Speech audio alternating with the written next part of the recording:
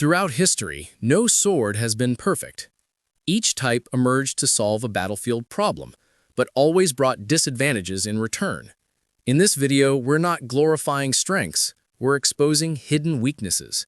Today, you'll see vulnerabilities almost no one talks about, and understand why no sword has dominated all wars. Stay until the end, because some of these weaknesses go directly against what pop culture taught you. Let's dive in. Short sword. On paper, the short sword is light, fast, and easy to carry. Its main weakness in open combat is range. In tight formations or corridors, it's deadly, but in an open field against longer weapons, you're forced to rush forward just to reach stabbing distance, risking getting hit before you can touch your opponent. It also has limited cutting power. Shorter blades don't build as much momentum, so against padded armor or thick clothing, you mostly rely on thrusts. And once your enemy knows that, your attacks become predictable. Arming sword. The arming sword is the classic knightly sidearm, balanced between cut and thrust. Its weakness, it's a generalist. Because it tries to do everything reasonably well, it doesn't excel at anything. Against heavy armor, it lacks the mass and leverage of a longsword. Against lightly armored targets, it doesn't cut as dramatically as broader blades. And as shields declined and two-handed weapons became common, its main advantage, pairing with a shield, faded.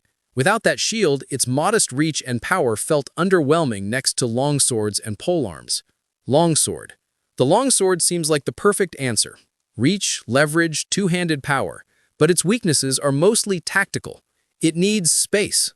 In alleys, cramped interiors, or when surrounded, wide swings are hard or impossible. You either shorten your grip and lose leverage, or risk hitting walls, shields, or allies. It also demands training. Historical manuals show complex techniques, half-swording, winding, grappling. In untrained hands, it's just an awkward long bar of steel. Compared to simpler chopping swords, the learning curve is steep. And in full-plate combat, cuts lose value. You're forced into precise thrusts at weak points or wrestling, using the sword more as a lever than a blade. Greatsword. Greatswords dominate visually. Huge blades, long reach, intimidating presence. Their biggest hidden weakness is commitment. Every big swing is a decision. If you miss, you've spent time and energy and opened yourself up. Against fast opponents, a greatsword can feel half a second behind. They're also poor in tight formations. In a packed shield wall, a greatsword user is handicapped. These swords shine at breaking lines and controlling space. But once the enemy gets past their reach, the advantage collapses. They aren't impossibly heavy, but carrying and using such a large weapon for long periods is more fatiguing than a smaller sidearm. Broadsword. The broadsword's wide blade delivers brutal cuts, but that width brings drag and slower recovery. More steel means more momentum to control. If you overcommit, you may struggle to recover your guard in time. Against quick thrusting weapons like rapiers or smallswords, that delay can be fatal. Its focus on cutting also hurts it against heavier armor. It can wreck unarmored opponents, but against plate or good mail, swings can bounce or glance off. Basket hilts protect the hand, but in grappling or very close quarters, that large cage can get caught or trapped, limiting grip changes and weapon transitions. Backsword. The backsword's thick spine and single edge make it sturdy and cheap to produce. But the spine comes with trade-offs. Because only one side is sharpened, cutting options are more restricted. You can't easily use backhand cuts without repositioning, which costs time and telegraphs your intent. The reinforced spine shifts weight, sometimes making the blade feel less agile in fine work compared to thinner double-edged swords. At a high skill level, those small differences can decide who lands the first hit. As a common military weapon, it was designed for mass production, not perfection. Many blades were just good enough, not exceptional. Cutlass. The cutlass is perfect for ships, and that's exactly the problem. Its strengths are highly specialized. On land, its short, curved blade and limited reach are a disadvantage against longer weapons. Spears, pikes, or longswords can keep a cutlass user out of range. Its design favors hacking and slashing over precise thrusting. Many cutlasses simply aren't optimized for deep armor-piercing thrusts. Because they were often given to sailors with minimal training, another hidden weakness was overconfidence. Easy to swing does not mean easy to win with. Scimitar. Scimitar-type blades, shamshir, kilij, talwar, excel at slicing from horseback. Their curve hides several weaknesses. Against heavy plate armor, their draw-cutting power drops sharply. Curved blades love flesh and light armor. Thick steel is another story. Straight thrusting weapons often performed better against plate. The curve also makes thrusting less intuitive. You can thrust with many scimitars, but alignment isn't as natural as with a straight blade, which matters in fast, chaotic fights.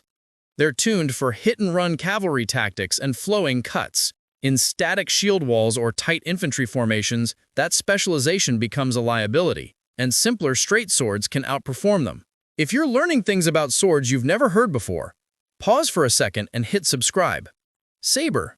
The saber inherits many of the scimitar's strengths and weaknesses. It's built around the cut, especially from horseback. Its forward-weighted design is great for slashing, but less efficient for long, precise thrust duels compared to point-focused weapons like rapiers.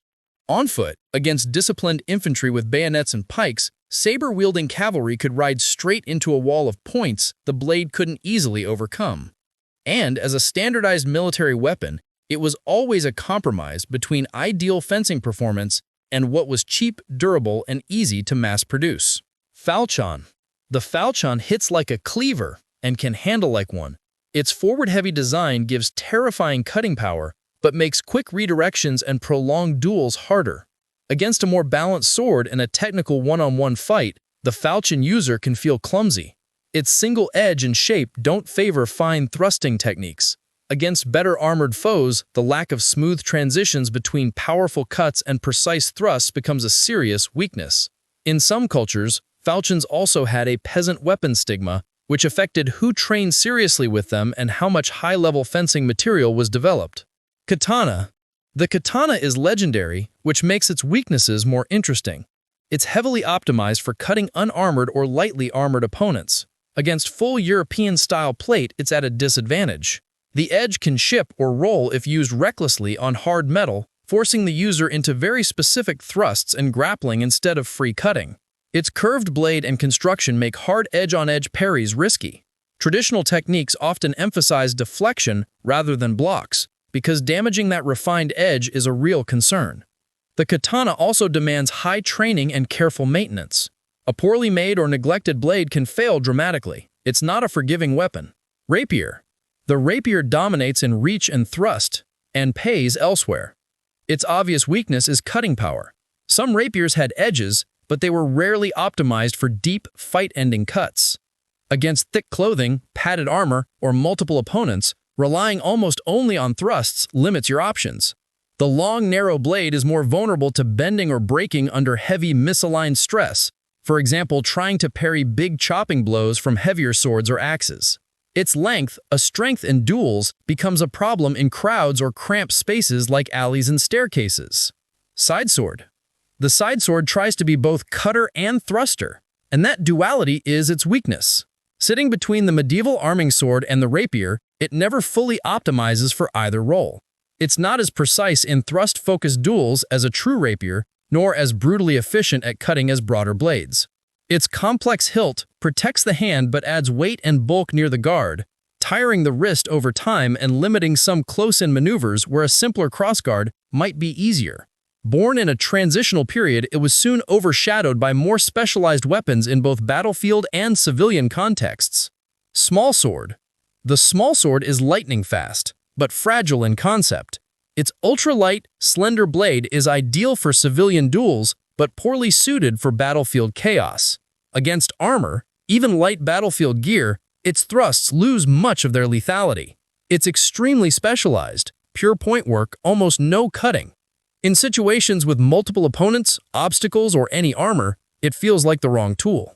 It assumes a culture of formal dueling, not mass warfare. In real battles full of arrows, polearms, and cavalry, its main advantages almost vanish. Executioner's sword. The executioner's sword has one of the most extreme weaknesses of all. It's practically useless as a combat weapon. With a blunt tip, weight distribution for a single overhead strike, and no thrusting ability, everything about it is optimized for clean decapitations, not dynamic combat. It lacks the defensive features and versatility needed in a fight, No thrusts, awkward parries, and poor maneuverability compared to true battlefield swords. Outside its intended role, it's simply the wrong tool. Hanger sword. The hanger sword, a short military sidearm, was popular with infantry and naval forces. Its main hidden weakness is that it's strictly secondary. Shorter than many battlefield swords, it lacks reach in open combat. It works in close quarters or as a backup weapon, but if it's your primary in a field engagement, you're already at a disadvantage. Its simple mass-produced construction meant quality varied. Many hangers were built to be cheap, not optimal, so balance and edge retention could be inconsistent. Like the cutlass, it's tuned for short, brutal encounters, not extended duels or complex fencing. Every sword type is a compromise. For every advantage forged into the steel, a weakness is hammered in beside it. A blade that dominates in one context can fail completely in another.